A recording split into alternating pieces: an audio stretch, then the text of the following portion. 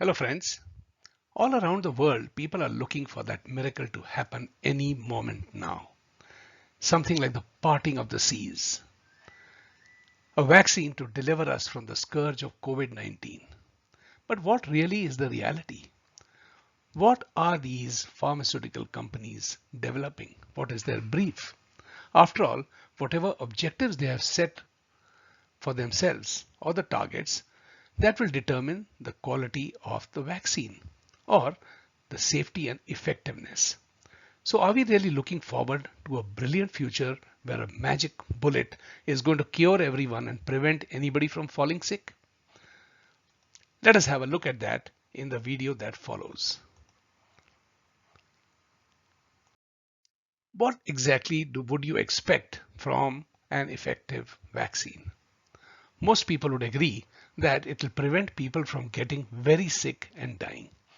All these serious conditions such as hospital admissions and ventilators would be a thing of the past, something like a bad nightmare. And the second expectation would be that it would prevent infection from one person to another and interrupt the disease transmission cycle.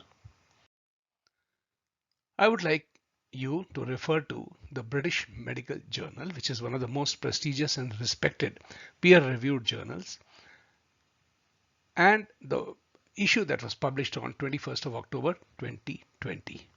And the title of that paper is Will COVID-19 Vaccines Save Lives? And the subtitle is Current Trials Aren't Designed to Tell. This is quite a serious charge, but let us examine why the author says so. At the end of this video, you will find a list of 26 scientific references on the basis of which this paper has been published by the BMJ. First, let us know one simple fact. And that fact is that none of the trials currently underway are designed to detect a reduction in any serious outcomes such as hospital admissions, use of intensive care, or deaths. That is not the brief of the trials or of the vaccine development. Let's get that clear. That matter becomes clear when we see the study protocols. Here are the study protocols of 7 developers: Moderna, Pfizer, AstraZeneca US, AstraZeneca UK, Janssen, Sinopharma, and Sinovac. These are the vaccine names and these are the registration numbers under which these studies have been registered with the government bodies of the respective nations. This number here tells what is the target enrollment for testing the vaccine. As you'll see, they are as small as less than 9,000 in the case of Sinovac to as high as 60,000 for the Janssen. The others fall somewhere in between. What is of importance to us is to see the notable excluded populations. Children and adolescents are excluded by almost everyone. AstraZeneca, with just a sample size of 19,330, is excluding children between the ages of 13 to 17. Immune compromised patients, that means patients whose immunity is weak. They can be the elderly population, they can be people with comorbidities, diabetes, cardiovascular disease, and so many other forms. They have been virtually excluded by all. And it also does not cover pregnant women or breastfeeding moms. That's a large population who are the real vulnerable ones. And surprisingly, all these companies are developing vaccines which will not be tried, tested, or proven on any of these people. Let's go further. Every study or every research has an endpoint in view.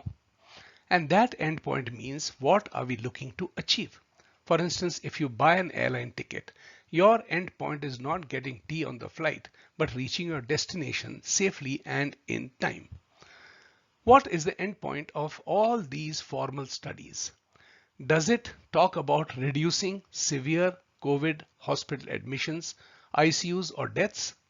The answer is a no for all these 7 big pharma companies. Is the endpoint in view Interruption of transmission, that means a person-to-person spread? No, once again, none of these are addressing these two fundamental endpoints which every normal thinking citizen is expecting. And what the governments are telling their citizens, that wait, we'll get rid of all these masks and social restrictions once we have the magic bullet. But dear friends, this parting of the seas is not going to happen. Let us see what the chief medical officer at Moderna, which is one of the leading firms in the development of the vaccine. As a matter of fact, the spelling MODERNA, they emphasize on the RNA, which is the fundamental structure of the COVID-2 virus. What Talzax tells us is that the company's trial lacks adequate statistical power to assess outcomes such as hospital admissions. This was in reply to a question that for a pandemic that is affecting millions of people across the entire world, the sample size of people on which it will be tested is just 30,000. And he says that the company lacks adequate statistical power to assess the outcomes such as hospital admissions. Then what exactly are we trying? We already know that most cases, if not all, actually have very mild symptoms.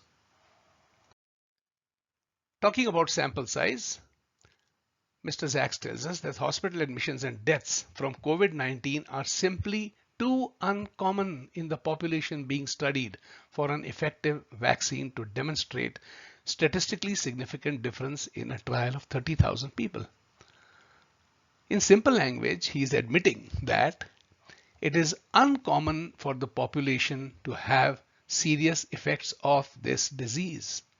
And that's why they cannot replicate that in their study. It is uncommon in the population being studied for an effective vaccine to demonstrate any use of that particular drug which they are developing. Let's talk about the transmission. The trials are not designed to find out whether it has the ability to prevent transmission. So friends, what exactly are we looking at? Talking about operational limitations, we are told by the developers of this vaccine that our trials will not demonstrate prevention of transmission. And why is that so? Because in order to do that, you have to swab people twice a week for very long periods, and that becomes operationally tenable. Oh my God, we are talking about a so-called disease, which is a pandemic, which has already destroyed economies and the lives of people without killing them, without any hospital admissions. And now we are saying that it will not be possible to do these experiments because in order to do that, it is too cumbersome to swab those experimental people, those 30,000 people twice a week in order to prove that it is effective. That is the standard of research going into the vaccine that you are expecting to see, my friends. Let us now talk about efficacy. Now, the three top companies which are leading the race are Moderna, Pfizer, and Janssen. And they say that they have designed their studies to detect a relative risk reduction of at least 30% in participants developing laboratory confirmed COVID-19. Sounds very technical, and the key word over here is relative risk reduction. And there is a number which looks quite good, which is 30%. For a common lay person or even doctors who do not have a career in research and who are clinicians who are waiting for a vaccine to give to their patients, very few of them really understand the full import of these three words, relative risk reduction, or which is also known as RRR or a triple R. Let us see what this number is. Relative risk reduction, what does it really mean in common simple language? The best way to show that would be by giving an example with numbers. The best way to understand relative risk reduction is by using numbers in a hypothetical study. Let us assume there is a study of 20,000 persons, a number which is quite close to the number being used by the various pharma companies. These people would be divided into almost equal groups. One group would be called a control group, which means they would be people who do not get the benefit of the medication or the vaccine, and they'll be given instead a placebo, which is a dummy injection. The other group is the experimental group, who are people who are getting the vaccine. Suppose the control group, 300 people develop symptoms. 9,700 do not develop any symptoms, or they are not detected as diseased by whatever test is being used. In the experimental group, the number of people who were diseased at the end of the study is 100 less. In other words, it was effective on 100 people, which is very good. We can express that as an event rate, which is a percentage number. So the event rate in the control group was 3%, which is 300 people out of 10,000, and that for experimental group was 2%. The next number we have to now consider is what is the absolute risk reduction. Very easy to calculate. It's the difference between these two event rates, which is 1%. It doesn't sound very impressive, but remember, it is 100 people who have benefited. From this, we get the concept of relative risk. This is a fraction which is represented by dividing the experimental group number by the control group number, and that works out to 67%. And finally, we talk about the relative risk reduction, which is 100, that means the entire population, minus 67%. 100 minus the relative risk percentage is the relative risk reduction rate, which is 33%. All these numbers are talking about the same facts, which have been shown on the left-hand side in the boxes. It's the way they are expressed and how the numbers impact our minds. 33% is a very promising number, but in actual terms, it translates into an absolute risk reduction to an individual or to a group by only 1%. If you remember the data that was exhibited on the slides a few moments ago, the pharma companies are targeting to achieve somewhere close to 30% relative risk reduction. And as we saw, the absolute risk reduction is really a very small number.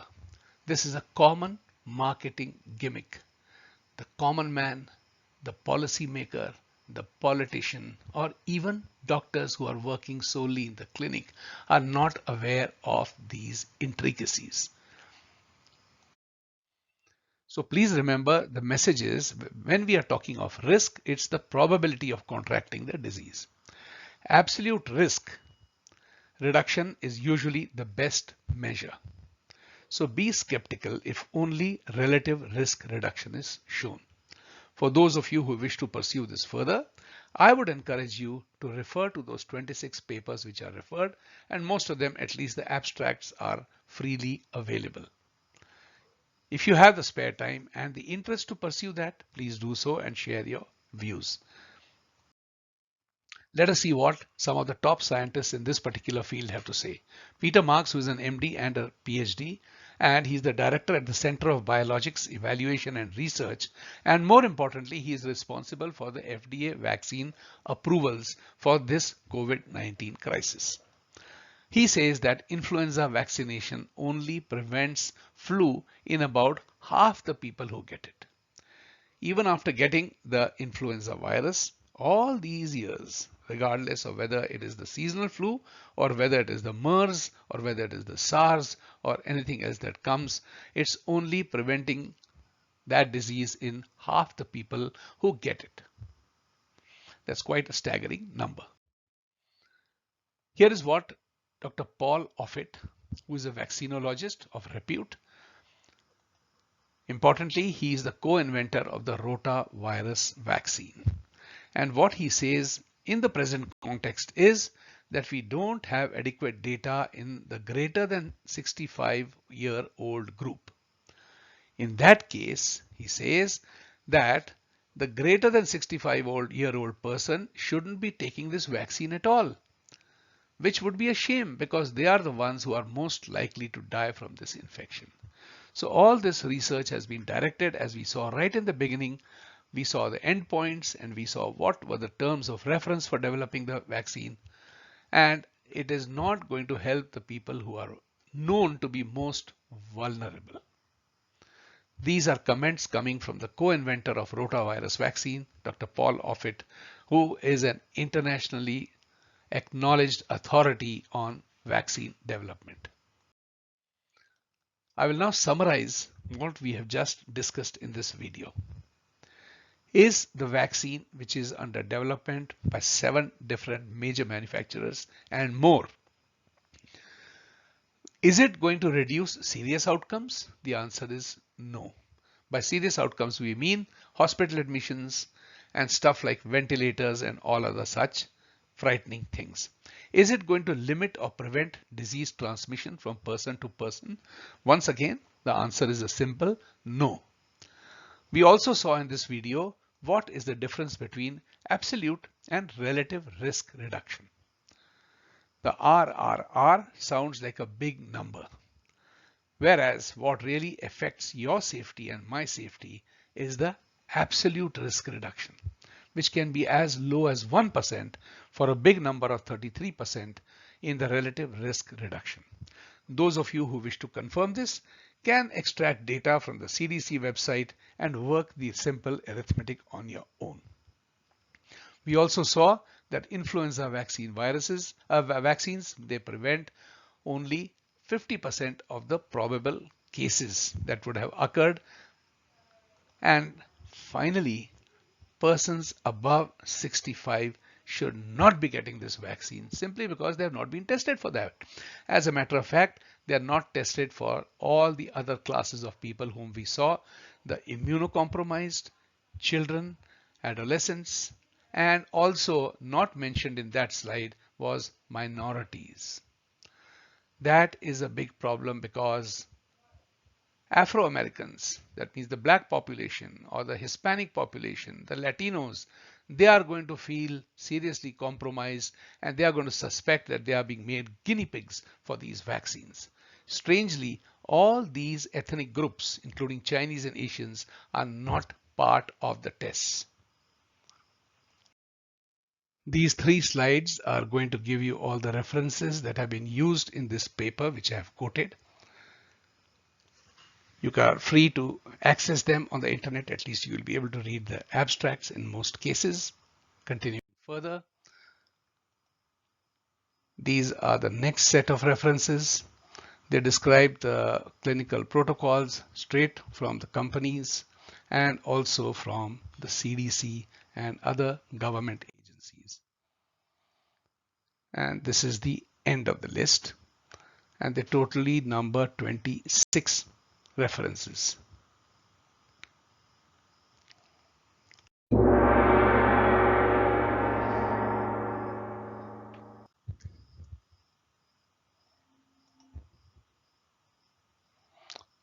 So friends, that brings me to the end of this presentation. This narration and presentation was done by me, Ashok Rajguru, and the motto of the Wiser Owls Academy is Be Wiser. Investigate the information and form your own opinions. We are living in wonderful times where we have access to so much knowledge. Converting data into information and information into knowledge and finally crystallizing that into wisdom is your responsibility. Be wiser. Thank you very much.